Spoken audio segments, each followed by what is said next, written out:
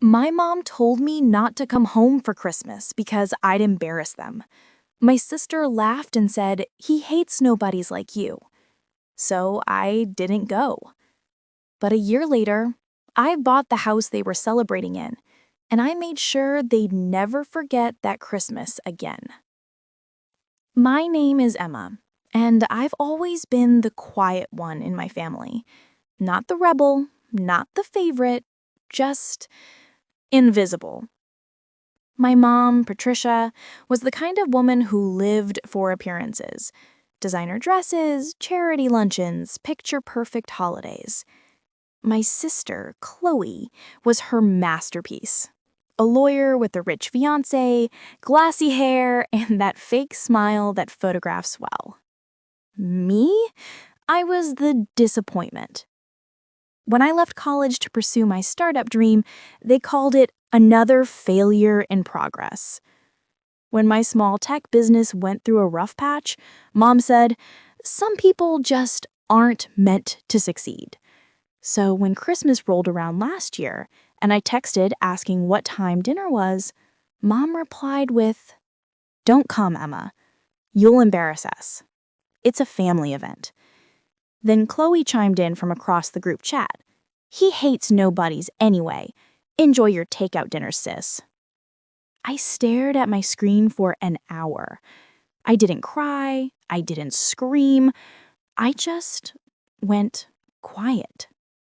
That kind of pain, it burns differently. That night, I worked until 3 a.m. on my laptop. My company, a small tech development startup, had just landed a big project. My only family that night was my cat and a reheated cup of coffee. It wasn't much, but it was mine. I told myself I didn't need them, but every picture they posted that Christmas, the glowing tree, the champagne toasts, the family forever caption, felt like a knife. I was out of their lives completely. 6 months later, my startup blew up. A viral app deal brought in millions. Overnight, I went from broke failure to CEO of a multi-million-dollar tech firm. And suddenly, people remembered my name. Even my mom. It started small. Texts from Mom like, "Hey, sweetie, long time. You've been doing so well. We're all so proud of you." Then, "Maybe you could come visit. Chloe's planning a big party. Family should be together." Oh, now we're family. I smiled at my phone because revenge doesn't always need fire. Sometimes it needs patience. So I decided to play along. When I learned their mortgage was falling behind, I made a quiet offer through a real estate contact. They didn't know it, but within 2 months, I bought my parents' house, paid in full under a trust. Then I waited for Christmas. When December came, I received another message from Mom. "We're having Christmas dinner at home again. It's been such a tough year. Hope you're doing well, darling."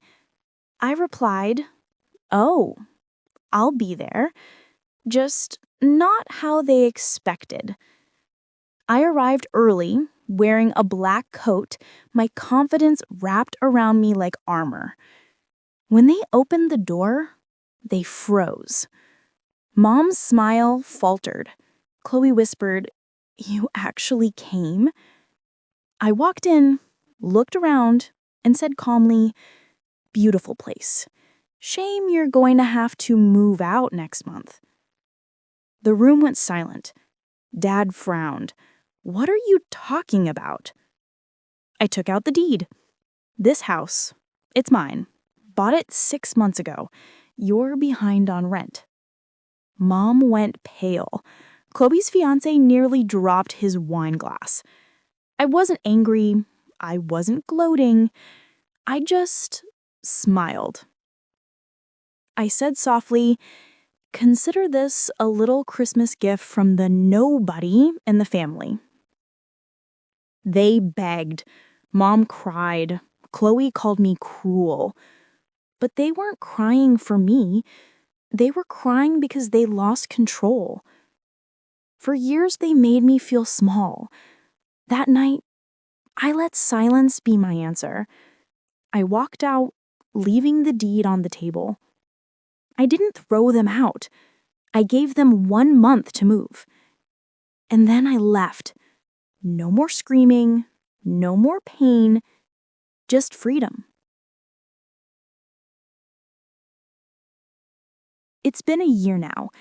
Every Christmas, I still light a single candle in my new house, my house, and I whisper, "Merry Christmas, Mom." No hate, no revenge, just peace. The kind that comes when you finally stop waiting for an apology and start living your own story. Because sometimes the best revenge isn't payback,